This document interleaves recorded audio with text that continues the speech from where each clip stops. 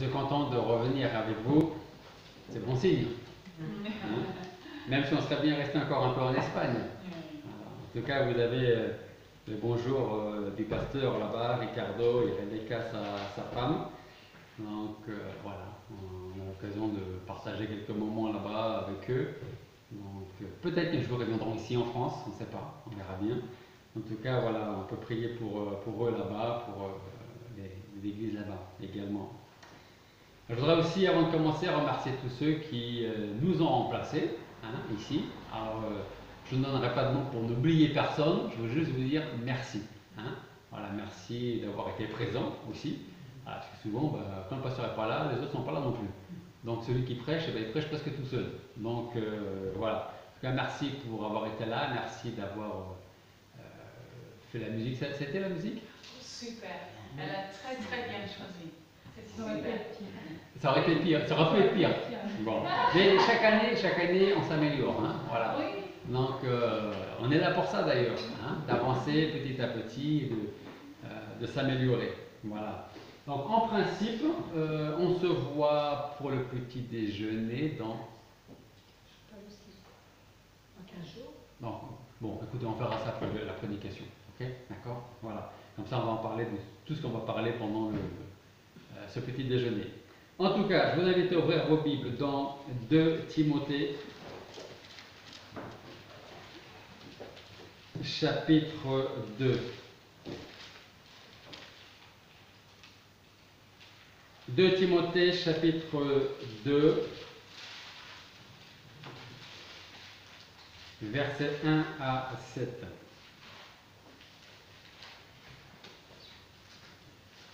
« 2 Timothée, chapitre 2, versets 1 à 7. Toi donc, mon fils, fortifie-toi dans la grâce qui est en Jésus-Christ et les choses que tu as entendues de moi, en présence de plusieurs témoins. Confie-les à des hommes fidèles qui soient capables aussi d'enseigner les autres. Toi donc, endure les souffrances comme un bon soldat de Jésus-Christ. Aucun homme faisant la guerre ne s'embarrasse des affaires de la vie, afin de plaire à celui qui l'a enrôlé. Et si quelqu'un combat dans la lice, il n'est couronné que s'il a combattu suivant les règles. Il faut que le laboureur travaille avant de recueillir les fruits. Considère ce que je dis et que le Seigneur te donne intelligence en toutes choses. Prions. Père Céleste, nous voulons te remercier parce que tu nous fais la grâce d'être dans ta maison ce matin. C'est un privilège et nous voulons le prendre comme tel. Nous voulons te remercier de nous permettre de recevoir ta parole, ton enseignement, et nous voulons le retenir et le mettre en pratique, Seigneur, pour te glorifier, pour t'être agréable et te ressembler chaque jour un peu plus. Merci de nous avoir amenés ici, Seigneur. Merci pour ce lieu. Et je te prie pour tous ceux qui n'ont pas pu être là ce matin, que tu sois avec chaque personne, que tu les gardes là où elles se trouvent, Seigneur. Que tu veuilles bénir aussi ta parole, ta prédication à travers Internet. C'est que notre personne puisse être touchée par ta parole, Seigneur. Et merci encore pour ce que tu fais pour nous chaque jour. Et sans ton nom que nous te prions. Alors c'est le verset 3 que je voudrais retenir avec vous pour ce matin. Le verset 3 qui nous dit « Toi donc endure les souffrances comme un bon soldat de Jésus-Christ. » Alors, je vais surtout m'adresser aux hommes. Qui a fait l'armée? Bon, ça va, il n'y en a qu'un. Donc, si on est en guerre, on compte sur toi, Jean. Okay? Je vous pose la question parce que si je vous disais « Fais tes bagages, demain tu vas combattre au front ». Tu pars pour la guerre. Si vous êtes comme moi, vous risqueriez de me dire attends une petite minute, moi je suis pas un bon soldat, en plus, je n'ai même pas fait l'armée. Je ne sais même pas tenir une arme, donc c'est pas moi qui vais partir faire la guerre. Un pays, je pense, n'aurait jamais l'idée d'envoyer un soldat, des soldats au front sans préparation, d'où l'intérêt de ce qu'on appelle l'armée, pour s'entraîner, pour connaître les techniques de guerre, le maniement des armes, avant de éventuellement partir au combat. Donc, en principe, aucun pays n'enverrait de soldats au front sans préparation, sans avoir suivi d'abord une période d'entraînement. Parce que je pense que ce serait une folie d'envoyer des gens qui ne savent pas comment utiliser une arme à la guerre en disant tu prends cette arme et tu vas défendre ton pays. Peut-être qu'à un moment donné, c'est quand même arrivé. Hein, dans les guerres, en disant bah, c'est tout ce qui nous reste, il n'y a plus que vous, donc on vous donne ça et puis vous y allez. Mais on peut très bien, très facilement imaginer un peu ce qui se passe déjà dans la tête de la personne qui reçoit l'arme, qui ne sait même pas comment la tenir et à qui on lui dit, va combattre et va défendre ton pays. Bah, il risque d'y aller en espérant ne pas mourir, surtout avant de pouvoir tuer les autres, les ennemis. Donc en principe, on prend le temps d'enseigner les techniques des maniements des armes, les stratégies de combat, éventuellement les ruses si on les connaît de l'ennemi. Eh bien, je vous donne cet exemple parce que c'est encore plus important dans la guerre spirituelle. Parce que l'enjeu n'est pas le salut, parce que quand on a le salut, on l'a pour toujours. Parce que c'est un salut qui appartient à Dieu. Le salut est de l'éternel, est à l'éternel. Le combat spirituel, il est plutôt pour notre vie ici-bas, notre relation avec Dieu, avec l'Église, avec les gens de l'Église, avec nos proches, avec nos collègues de travail. Et vous allez voir que notre adversaire, le diable, est bien plus rusé et puissant que n'importe quel autre adversaire humain. D'ailleurs, la Bible nous dit que nous devons être sobres, nous devons veiller. Pourquoi? Parce que le diable, notre ennemi, rôde comme un lion rugissant, cherchant qui il pourra dévorer. La Bible dit que Satan cherche. La Bible ne dit pas Satan saute sur le premier qu'il trouve.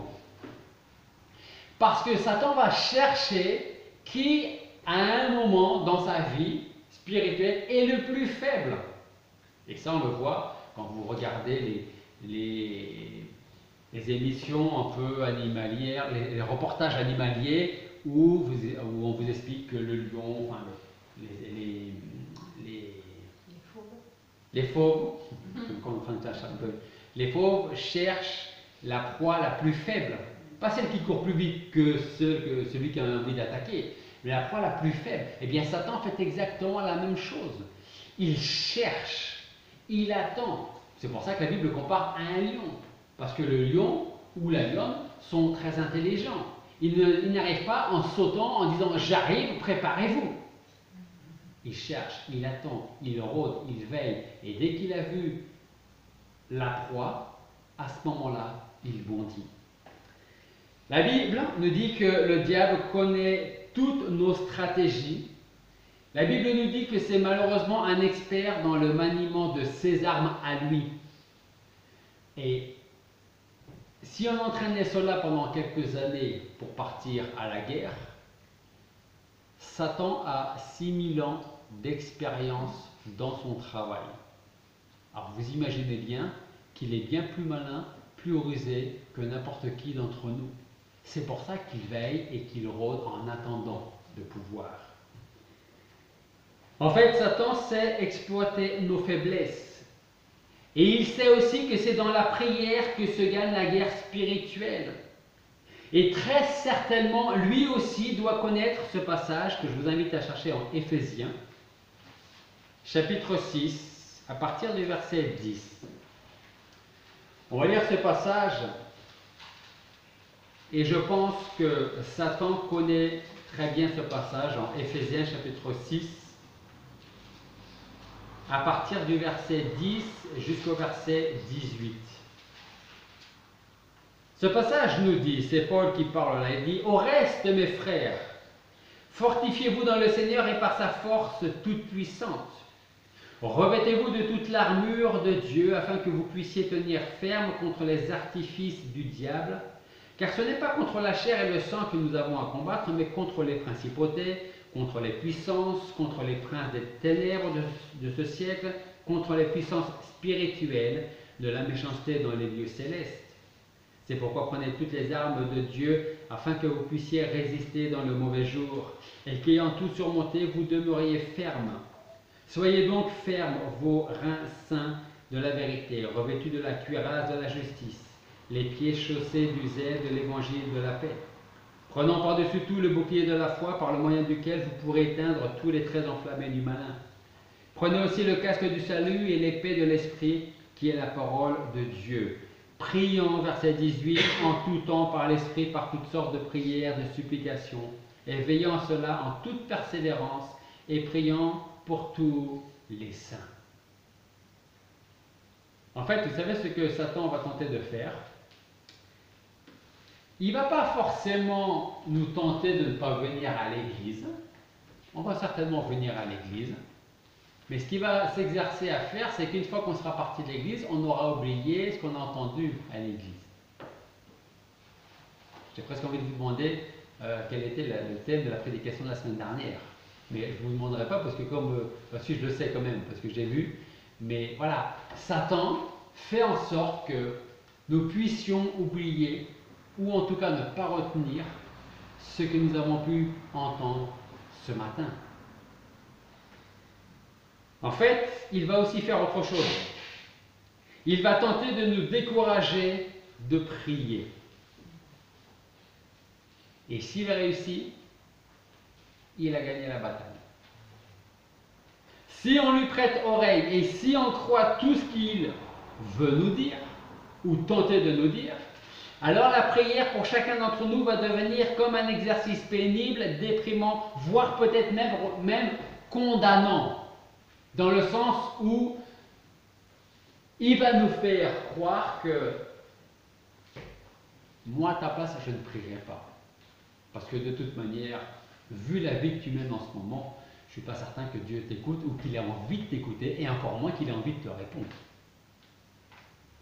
Parce qu'en fait, il est en train de nous influencer dans ce que nous pourrions faire avec d'autres personnes, envers lesquelles nous ne sommes pas prêts à écouter parce que ils nous promettent des choses, et puis on ne tient jamais à la promesse. Donc à un moment donné, quand vous avez des gens comme ça, on n'écoute plus ces gens comme ça.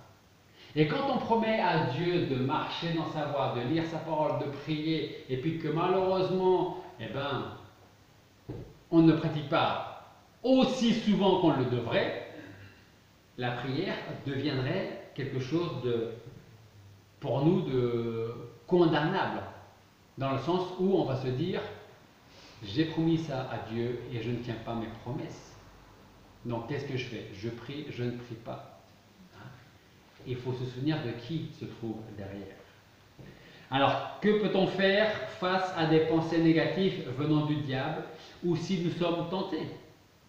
Eh bien, nous devons faire la même chose que Jésus, c'est-à-dire répondre par la parole de Dieu.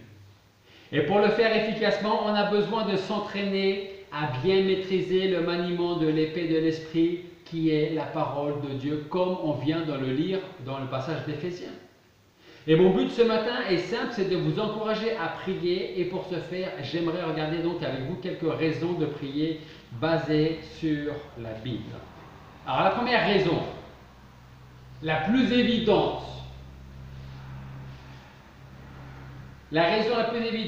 de prier, c'est que, j'ouvre et je ferme des parenthèses, en principe, et vous allez comprendre pourquoi le en principe, c'est que la prière, en principe, produit des résultats. Alors ce qu'il faut savoir, je ne sais plus qui a dit, mais quelqu'un a dit que la force, la plus grande puissance, c'est une église qui prie. C'est une église qui prie. Donc le premier point, c'est que la prière produit des résultats. Un homme de prière a dit: la prière est omnipotente, elle peut faire tout ce que Dieu fait. Quand nous prions, Dieu agit. Si nous voulons faire beaucoup pour Dieu, nous devons demander beaucoup de Dieu. Jésus nous a laissé une promesse. En Matthieu 21, 22, il nous dit que tout ce que vous demanderez avec foi dans la prière, vous le recevrez. Matthieu 21, 22. Je pose une question et vous gardez la question pour vous. Est-ce que vous croyez vraiment en cette promesse? Ce que vous demanderez avec foi dans la prière, vous le recevrez. Est-ce que nous croyons en cette promesse? Est-ce que nous avons mis en pratique cette promesse? Dans l'évangile de Jean, encore au chapitre 15, verset 7, nous lisons que si vous demeurez en moi et que mes paroles demeurent en vous, demandez ce que vous voudrez et cela vous sera accordé. Il y a une promesse, mais elle est précédée d'une condition. Parce qu'on n'est pas des enfants gâtés, qu'on demande tout et que si on n'a pas, on tape du pied ou du poing sur la table jusqu'à ce qu'on le reçoive. La condition, c'est que si vous demeurez en moi et que mes paroles demeurent en vous, demandez ce que vous voudrez et cela vous sera accordé. Alors ma question est la suivante. Est-ce que chaque fois que nous prions, nous attendons à ce que Dieu nous exauce? C'est une bonne question, hein? Est-ce que lorsque nous prions, nous attendons à ce que Dieu nous exauce? Alors, on dit oui. Est-ce qu'on dit oui parce que c'est vrai ou est-ce qu'on dit oui parce que dans la pratique c'est oui, mais dans la réalité c'est pas forcément oui? Regardez un passage avec moi en Actes chapitre 12. Vous allez comprendre ce que je veux vous dire par là. Actes chapitre 12.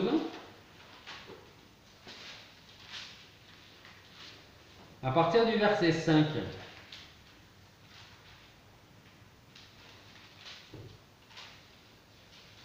Actes 12, à partir du verset 5. Et nous lisons. Pierre était donc gardé dans la prison. Mais l'Église faisait sans cesse des prières à Dieu pour lui. Et la nuit d'avant le jour où Hérode devait l'envoyer au supplice, Pierre dormait entre deux soldats, liés de deux chaînes, et des gardes devant la porte gardaient la prison. Et voici un ange du Seigneur survint, une lumière resplendit dans la prison, et l'ange, poussant Pierre par le côté, l'éveilla en disant « Lève-toi rapidement ». Et les chaînes tombèrent de ses mains, et l'ange lui dit « Ceins-toi et chausse tes sandales », et il le fit. Puis l'ange lui dit « Enveloppe-toi de ton manteau et suis-moi ». Et Pierre étant sorti le suivit sans savoir que ce que l'ange faisait se fit réellement, mais il croyait qu'il avait une vision. Et quand ils eurent passé la première et la seconde garde, ils vinrent à la porte de fer qui conduit dans la ville, et elle s'ouvrit à eux d'elle-même. Et étant sortis, ils parcoururent une rue, et aussitôt l'ange se retira d'avec lui.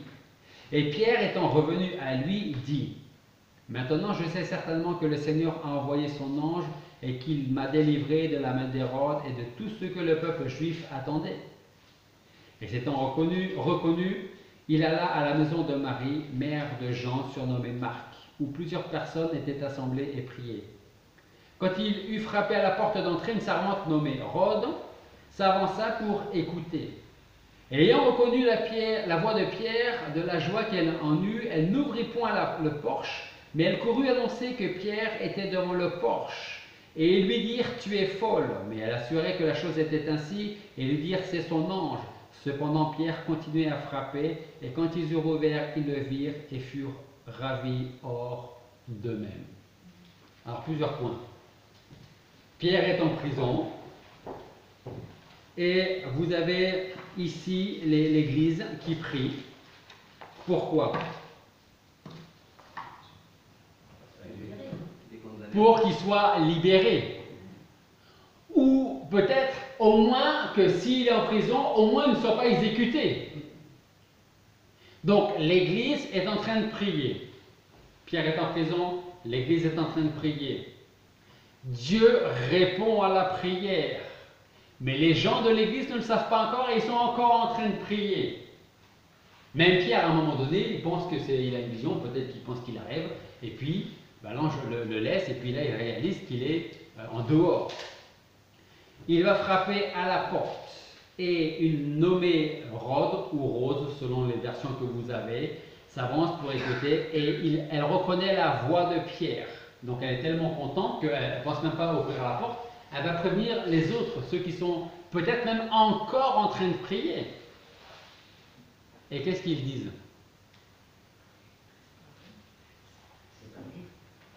Alors, avant de dire c'est pas lui, qu'est-ce qu'ils disent? Tu es folle. Oh, bon, premier point, tu es folle. Et pourquoi est-ce qu'elle est folle? Pourquoi semblerait-elle qu'elle soit folle? Parce que ces gens qui sont en train de prier, ou du coup ils ont peut-être arrêté de prier, ne pensent pas que ce soit possible. Donc, vous voyez où je veux en venir? L'Église prie pour que Dieu intervienne, que Dieu agisse. Dieu a agi, Pierre est libéré, il est derrière la porte encore en train d'attendre, et eux sont en train de dire tu es folle, en fait c'est son ange. Autrement dit, les gens de l'Église sont en train de dire mais t'es folle, c'est son âme, son fantôme que tu vois, parce que maintenant il est mort. Ma question c'était quand on prie, est-ce que nous sommes persuadés, convaincus que Dieu répond ou que Dieu va intervenir, va entendre, va répondre à nos prières? Parce que c'est comme dans la vie de tous les jours, il y a la théorie et puis il y a la pratique. L'Église donc priait pour que Dieu délivre Pierre de prison. Et ce qui est le plus étonnant, pour ne pas dire navrant, c'est que l'Église qui priait n'avait absolument pas la foi. Parce que quand cette femme vient, reconnaît la voix de Pierre, elle part en courant pour les prévenir, il leur dit « Tu es folle, c'est son ange ». Alors, est-ce que nous nous attendons à ce que Dieu réponde toujours à nos prières? Il n'y a rien de plus merveilleux que l'exaucement de nos prières pour être motivé à prier encore plus. Même si parfois les exaucements se font attendre. Hein? Parce que parfois, on a fini de prier que déjà on a envie que ce soit réalisé, exaucé. Mais comme on va le voir, les prières, elles sont faites aujourd'hui, mais la réponse à la prière peut être demain, après-demain, dans un mois, dans un an ou dans 10 ans. C'est ce qui m'amène à la deuxième raison de prier. La deuxième raison de prier, c'est que cela développe notre caractère. En tout cas, notre caractère spirituel. La persistance dans la prière forme notre caractère. Parce que prier durant des jours, des semaines, des mois ou même des années pour la même chose, c'est ce qui pourrait être le plus difficile à faire, voire parfois le plus décourageant à faire. Mais vous savez, ça c'est ce qu'on appelle, c'est ce qu'on voit aujourd'hui dans notre société, c'est le manque d'endurance. Je ne parle pas de courir, parce que notre société court dans tous les sens. Mais le manque d'endurance est typique aujourd'hui. Que ce soit dans le mariage, le travail, à l'école, la prière, on essaye une fois, on essaye 2 fois, ça ne marche pas, ou alors Dieu ne répond pas, donc c'est que très certainement ce n'est pas la volonté de Dieu, donc on oublie ça et je vais prier pour autre chose. Ça s'appelle l'endurance. Ça s'appelle la quoi? J'ai entendu? Persévérance. La persévérance également. La persévérance des chrétiens. La persévérance dans la prière.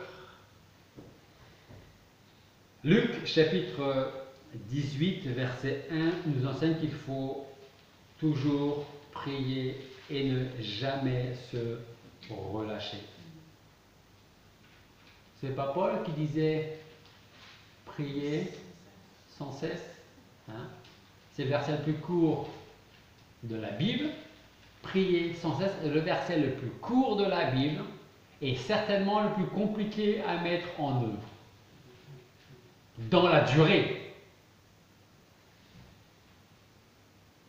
David nous encourage dans le psaume 27 au verset 14.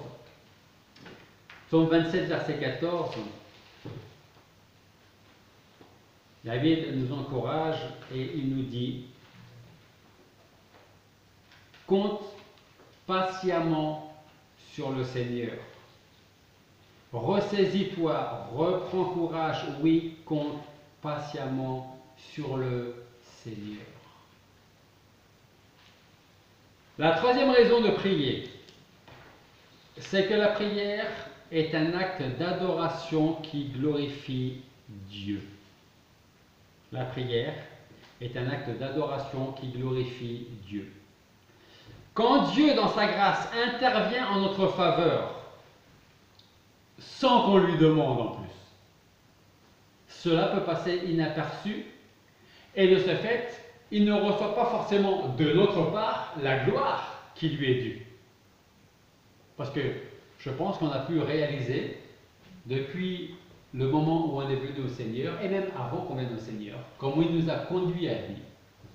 On peut voir comment et combien de fois il est intervenu en notre faveur sans même qu'on s'en rende compte. C'est plus tard qu'on s'en est rendu compte. Alors si on s'en est rendu compte plus tard, j'espère que ce plus tard nous a amené à lui rendre la gloire. Et à lui dire merci pour ce que tu as fait pour que je sois là où je suis aujourd'hui. Quand on voit, c'était très bien, hier qui c'est qui a eu de l'orage et du tonnerre chez lui, à la maison? Tout le monde, hein, en principe, hein? En Dordogne aussi, hein? Tout le monde a vu la foudre tomber hier, hein? Alors, ça tombe bien, merci Seigneur. Justement, quand on voit la foudre tomber, on se dit que c'est tout naturellement qu'elle tombe, mais pour les Juifs et pour Élie qui a prié que la foudre tombe à un endroit et à un moment bien précis, c'est un miracle et la gloire de Dieu rejaillit pour Dieu. Alors, on ne va pas lire cet événement, mais si vous prenez des notes, vous pourrez lire ça quand Élie a prié pour que la foudre tombe à un moment bien précis, à un endroit bien précis. Vous pourrez lire ça dans 1 Roi, chapitre 18, versets 21 à 39. Si vous oubliez les versets, retenez juste le passage 1 Roi, chapitre 18. Je vous invite à le lire à la maison. 1 Roi 18. Vous verrez, c'est très intéressant. Alors, vous voulez que les gens que vous avez à cœur soient sauvés? Dites-leur que vous priez pour eux. Dites-leur que Dieu est capable de transformer leur vie et priez pour ces gens-là réellement. Un homme du nom de Bunz, je ne sais pas si ça vous parle, qui a écrit des livres sur la prière, a dit que la réponse à la prière, c'est la partie de la prière qui glorifie Dieu. La réponse à la prière, c'est la partie de la prière qui glorifie Dieu. Et une de ces réponses peut être un non de la part de Dieu également. Et quand on a un non de la part de Dieu à une demande, alors là aussi il faut remercier le Seigneur pour dire ok, merci de m'avoir répondu. Mais ce n'est pas toujours ce qu'on fait. Hein. Mais c'est ce qu'on devrait faire. En demandant à Dieu ce qui est impossible aux hommes, on permet à Dieu de se glorifier sur la terre et du même coup, notre foi est renforcée. Dieu et l'homme en ressortent gagnants et le diable essuie une autre défaite. Rappelez-vous, lui, il s'assure, il veut faire en sorte que nous puissions passer le moins de temps possible dans la prière. Quatrième raison de prier. Je vous ai dit, pour conclure, le troisième point, c'est que Dieu et l'homme en ressortent gagnants. Et la quatrième raison de prier, c'est que la prière rapproche l'homme de Dieu et Dieu de l'homme. Quand on parle avec quelqu'un, eh bien, on est avec cette personne. Quand on parle avec Dieu, nous sommes avec Dieu. Un vieux juif a dit un jour, la prière, c'est le moment où le ciel et la terre s'embrassent l'un l'autre. En voyant Dieu exaucer nos prières, nous prenons conscience en fait d'une chose au moins. C'est que Dieu est là, que Dieu nous entend. C'est de la proximité que nous avons avec Dieu. Ça ne vous réjouit pas le cœur, vous, quand Dieu répond à vos prières, que ce soit dès le lendemain ou plus tard dans votre vie. On s'en réjouit, n'est-ce pas? Alors, quand on prend conscience de ça, on prend aussi conscience de la proximité que Dieu a avec nous, que nous avons avec Dieu. Et on chasse cette idée qui pourrait nous passer par l'esprit que Dieu est loin de nous et qu'il n'entend pas nos prières. De plus, on peut voir l'intérêt qu'il porte à notre égard et cela nous encourage encore plus à nous approcher de lui. Parce que plus on s'approche de Dieu et plus on est sensible à sa présence et on désire connaître sa volonté dans nos prières. Et ce qu'il faut bien comprendre, c'est que la prière est une marche continuelle et graduelle. Il y a des gens qui ne prieront jamais en public, à la maison, mais jamais en public. Alors ça peut être une peur, ça peut être une intimidation, une gêne. Okay. Mais, ou alors tout simplement parce qu'on est des jeunes chrétiens et puis on se dit, mais je ne sais pas prier. Mais je vous dis, si vous savez parler, alors vous savez prier. Hein? Et justement, prier, c'est faire la même chose qu'on pourrait faire avec quelqu'un, c'est-à-dire c'est parler avec Dieu. C'est pas compliqué pour vous de parler avec quelqu'un qui vous est proche. C'est exactement la même chose avec Dieu. Plus nous apprenons à prier, plus nous nous attendons à Dieu. Et vous savez, il y en a d'autres aussi qui peut-être n'aiment pas prier en public parce qu'ils pensent qu'il faut avoir de belles paroles, qu'il faut prier pendant au moins un certain temps, parce que celui qui est en train de prier dit des choses tellement belles et ça fait presque 4 minutes qu'il prie. Moi, quand ils vont m'entendre prier, et ça ne va pas durer aussi longtemps. Mais vous savez, il n'est pas nécessaire de faire de grands discours lorsque nous prions. Si vous priez pendant 1 minute, Dieu vous écoute avec vos mots à vous. Si vous priez pendant 5 minutes, Dieu vous écoute. Si vous priez pendant 1 heure, Dieu vous écoute aussi. Ce que je veux vous dire là, c'est que le plus important, c'est de prier et de prier avec vos mots à vous. La durée et l'intensité de votre prière ne sont pas en relation directe avec votre spiritualité. C'est-à-dire que ce n'est pas parce que vous faites de très belles prières que vous êtes un meilleur chrétien. Ça, croyez-moi. Parce que je connais des gens, et vous connaissez peut-être des gens, qui vous ont fait des critiques, ou vous avez entendu ces gens faire des critiques sur d'autres personnes en nous disant lui il est bien spirituel, elle un peu moins. Bon, déjà on commence par juger. C'est comme si moi je vous disais, je ne sais pas, Hugo, il est vraiment spirituel parce qu'il est fidèle tous les matins.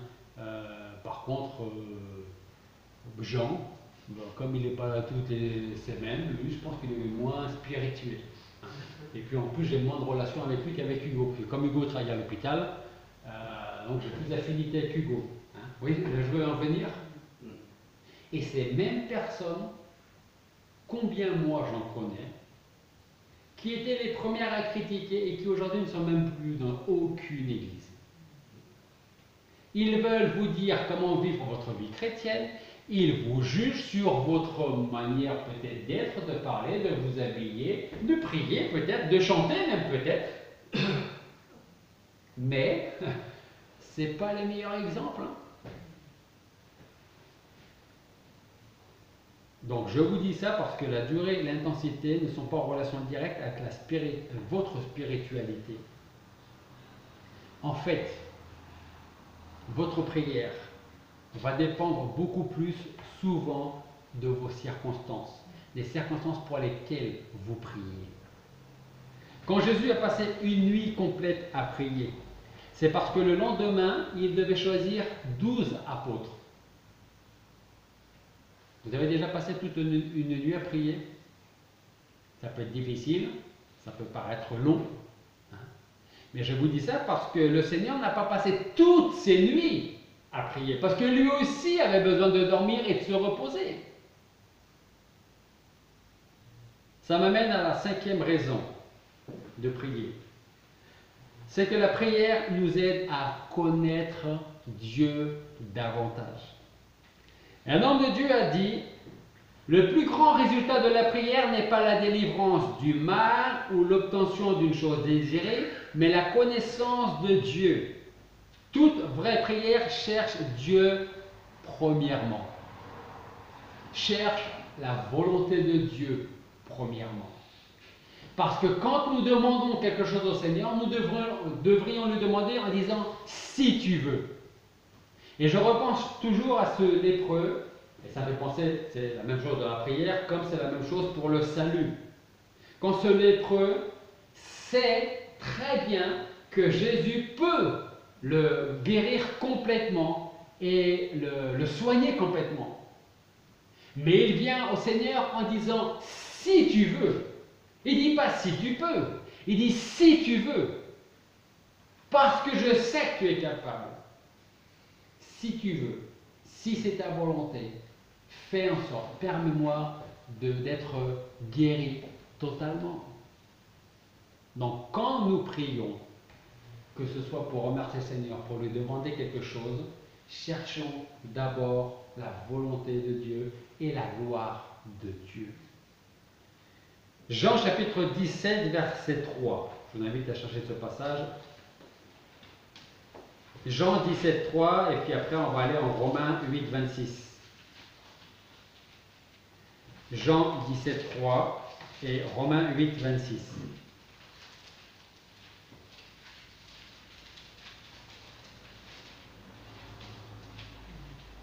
Jean 17, 3 nous dit: Or c'est ici la vie éternelle, qu'ils te connaissent, toi, le seul vrai Dieu, et Jésus-Christ que tu as envoyé. La 5e raison de prier, c'est que la prière nous aide à mieux connaître Dieu. Et qu'est-ce que nous dit le Seigneur dans l'évangile de Jean? C'est ici la vie éternelle, qu'ils te connaissent, toi, le seul vrai Dieu, et Jésus-Christ que tu as envoyé.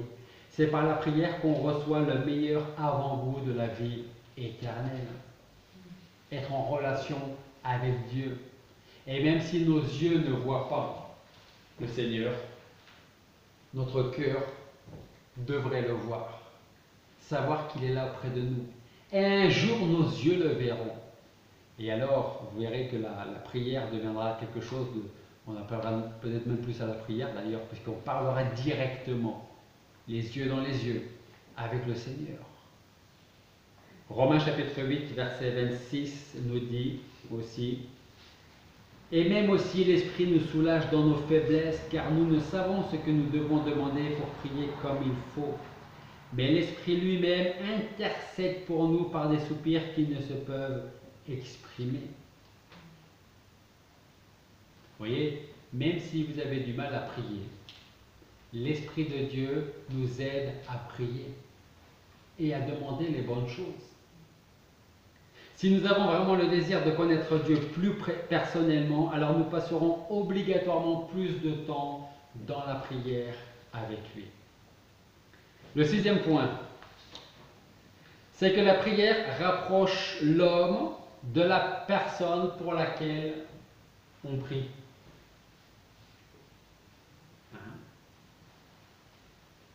Ralph Challis, quelqu'un a entendu parler de Ralph Challis, un auteur? C'était un anglais ou un américain? Je ne sais pas.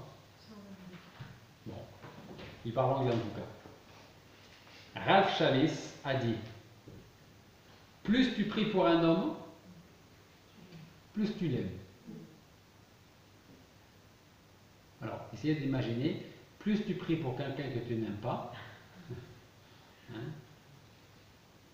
La prière d'intercession nous met en contact avec le cœur de Dieu qui nous communique son amour pour les autres. C'est ce que l'on voit dans la vie de Paul. Quand il dit aux chrétiens de Thessalonique, si vous prenez des notes, c'est 1 Thessaloniciens chapitre 1 verset 2 et le chapitre 2 verset 8. 1 Thessaloniciens chapitre 1 verset 2 et le chapitre 2 verset 8. Et Paul a dit aux chrétiens de Thessalonique: nous rendons continuellement grâce à Dieu pour vous tous, faisant mention de vous dans nos prières.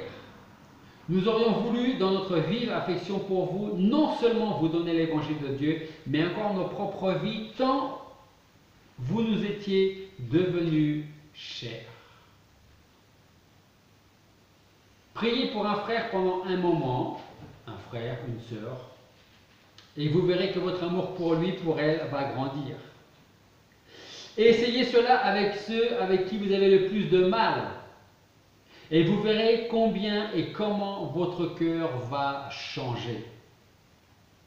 Jésus dit, priez pour ceux qui vous persécutent. Ça c'est Matthieu 5, 44.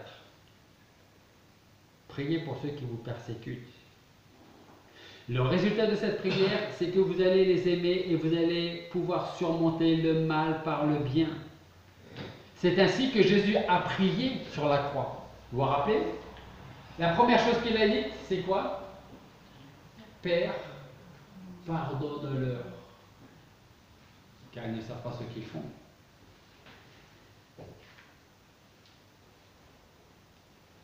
Septième point. Le sixième point nous amène au septième raison de prier. Dieu nous appelle à combattre le mal par la prière. Ésaïe 59, je vous invite à aller chercher ce passage avec moi. Ésaïe 59 à partir du verset 10.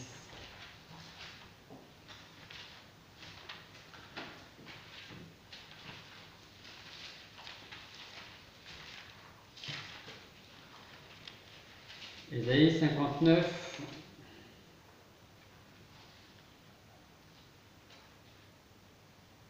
à partir du verset 10, qui nous dit: Nous allons à tâtons comme des aveugles le long d'un mur. Nous tâtonnons comme des gens sans yeux. Nous trébuchons en plein midi comme sur la brume. Dans l'abondance, nous sommes comme morts. Nous rugissons tous comme des ours, nous ne cessons de gémir comme des colombes. Nous attendons le jugement et il n'y en a point. Le salut, et il est loin de nous. Car nos transgressions sont nombreuses devant toi et nos péchés témoignent contre nous. Car nos transgressions sont avec nous et nous connaissons nos iniquités. Pécher et mentir contre l'Éternel et nous détourner de notre Dieu. Parler d'oppression et de révolte, concevoir et méditer dans le cœur des paroles de mensonge. Aussi le jugement s'est retiré en arrière, et la justice se tient éloignée, car la vérité trébuche sur la place publique, et la droiture ne peut entrer. Et la vérité fait défaut, et quiconque se retire du mal est dépouillé. L'Éternel l'a vu, et cela lui a déplu, qu'il n'y ait point de justice. Il a vu qu'il n'y a point un homme, il s'étonne qu'il n'y ait personne qui intercède. Mais son bras l'a délivré et sa propre justice l'a soutenu. Il s'est revêtu de la justice comme une cuirasse. Il a mis le casque du salut sur sa tête et il s'est revêtu de la vengeance comme d'un vêtement et s'est couvert de la jalousie comme d'un manteau. Telles sont les œuvres, telle sera sa rétribution. Il rendra la fureur à ses adversaires, la rétribution à ses ennemis. Il rendra la rétribution aux îles. Nous pouvons voir au verset 11 l'attente des hommes. Nous rugissons tous comme des ours, nous ne cessons de gémir comme des colombes. Nous attendons le jugement et il n'y en a point, le salut et il est loin de nous. La délivrance n'arrive pas. Pourquoi, en lisant ce passage, on pourrait se poser la question: pourquoi est-ce que Dieu n'intervient-il pas? Est-ce qu'il est indifférent à l'injustice qu'il y a sur la terre? J'ai envie de répondre non. Le verset 15 d'ailleurs nous dit qu'il en est indigné. Alors pourquoi est-ce que Dieu n'intervient pas? Eh bien la réponse se trouve au verset 16. Le verset 16 dit: il n'y a personne qui prie. Il n'y a personne qui intercède. Il n'y a personne qui demande à Dieu. Et ils sont en train de se dire: il y a de l'injustice. Et rien ne se passe bien. Il n'y a que le péché devant nos yeux, dans nos vies. Et Dieu en est indigné. Mais il est encore plus indigné de voir qu'il n'y a personne qui intercède et qui prie. En fait, c'est un peu comme si Dieu disait, comment se fait-il qu'il n'y ait personne qui me demande d'intervenir? Pourquoi personne vient combattre le bon combat de la foi dans la prière d'intercession? C'est une des nombreuses expériences du peuple d'Israël. Ils connaissaient ses péchés, mais personne parmi le peuple n'intercédait. Personne ne priait. Peut-être que ça les arrangeait. Ou peut-être qu'ils réalisaient qu'ils avaient tellement de péchés dans leur vie qu'ils étaient persuadés que Dieu n'allait pas intervenir. Encore une ruse du diable. Il y a ce passage que j'aime bien, que certainement vous connaissez, ça c'est sûr, et que probablement vous aimez bien aussi, qui nous dit que toute grâce excellente et tout don parfait viennent d'en haut et descendent du Père des Lumières, en qui il n'y a ni variation, ni onde de changement. Ce qui veut dire que Dieu n'a pas changé depuis le temps d'Ésaïe. Il s'étonne encore aujourd'hui qu'il y ait ce manque d'intercession. Dieu en fait se cherche des hommes comme David qui intercédaient selon son cœur, le cœur de Dieu. D'ailleurs, on dit de David que c'était un homme selon le cœur de Dieu. Est-ce que nous pouvons dire que nous sommes un homme, une femme selon le cœur de Dieu? Est-ce que nous sommes une église selon le cœur de Dieu? 8e point, il ne m'en reste pas beaucoup.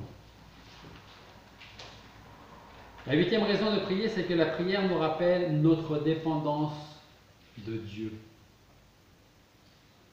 La réalisation de notre dépendance totale de Dieu en toutes choses nous pousse à le prier d'intervenir en notre faveur. Un homme de Dieu a dit, « N'oublions pas que la plus grande chose que nous pouvons faire pour Dieu ou pour les hommes, c'est de prier. Parce que nous pouvons accomplir bien plus que par nos prières que par notre travail. Et cependant, nous permettons au diable de nous persuader de négliger la prière. Car il nous fait croire que nous pouvons accomplir plus par nos propres efforts que par nos prières. En fait, plus on apprend à connaître Dieu, plus on prend conscience qu'on dépend de lui pour toutes les choses de la vie. C'est ce que Jésus affirme d'ailleurs en Jean chapitre 15, verset 5. Vous connaissez bien ce passage où le Seigneur nous dit que sans moi, vous ne pouvez tout simplement rien faire. Jean 15, 5. Nous aussi, nous avons besoin de dire, tout comme David, c'est lui qui me donne la force d'agir, qui fait réussir ce que j'entreprends. Mais aussi comme Paul qui dit, non que nous soyons capables par nous-mêmes de penser quelque chose, comme de nous-mêmes, mais notre capacité vient de Dieu. 2 Corinthiens chapitre 3, verset 5. Encore Paul qui nous dit en Philippiens chapitre 2, verset 13. Dieu est celui qui produit en l'homme le vouloir et le faire. Là, en fait, avec ces versets, nous comprenons, nous réalisons que nous dépendons totalement, entièrement, qu'on le veuille ou non, j'ai envie de rajouter, de Dieu. Le Saint-Esprit nous pousse à prier selon la volonté de Dieu, selon ce que Dieu désire accomplir sur la terre. Et comme on l'a vu tout à l'heure en Romains chapitre 8, versets 26 et 27, et même aussi l'Esprit nous soulage dans nos faiblesses, car nous ne savons ce que nous devons demander pour prier comme il faut. Mes 2 derniers points, très courts. Et c'est comme la prière, c'est pas parce que c'est long que c'est plus efficace. 9e raison de prier. S'abstenir de prier quand la situation le demande, c'est pécher contre Dieu. Quand on ne prie pas alors qu'on devrait prier, c'est pécher contre Dieu. Je vais juste vous donner 2 passages pour ce point-là, sans autre explication, parce que la Bible s'explique par elle-même. 1 Samuel chapitre 12 verset 23 nous dit: loin de moi aussi de pécher contre l'Éternel, de cesser de prier pour vous. Je vous enseignerai le bon et droit chemin.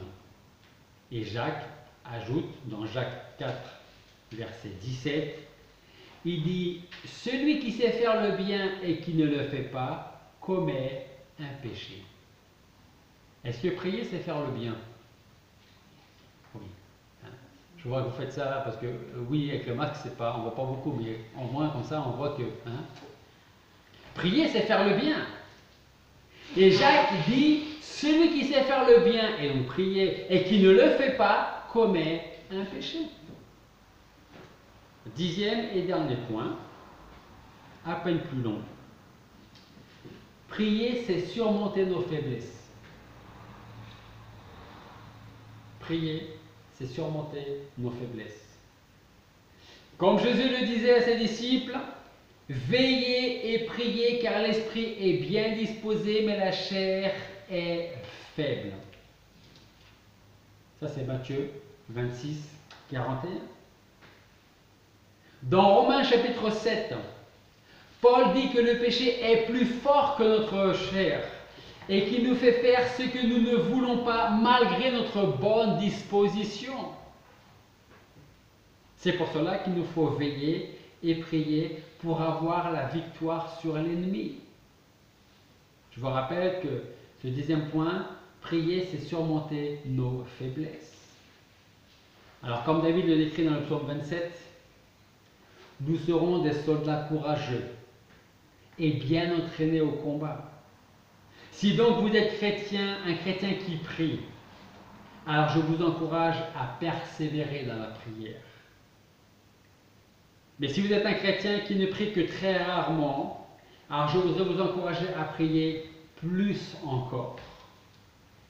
Pour vous, pour votre famille, vos proches, votre vie, pour les autres, vos collègues de travail, vos voisins, pour l'Église. Il y a tellement de raisons de prier. Mais rappelez-vous, le verset le plus court de la Bible, priez sans cesse. Prions. Et Père Céleste, nous voulons te remercier parce que ce matin encore, tu nous enseignes, tu nous dis, tu nous montres très clairement dans ta parole que nous avons besoin de passer du temps avec toi dans la prière. En tant qu'Église, individuellement, nous avons besoin de prier. Et c'est vraiment ce que nous voulons faire, Seigneur.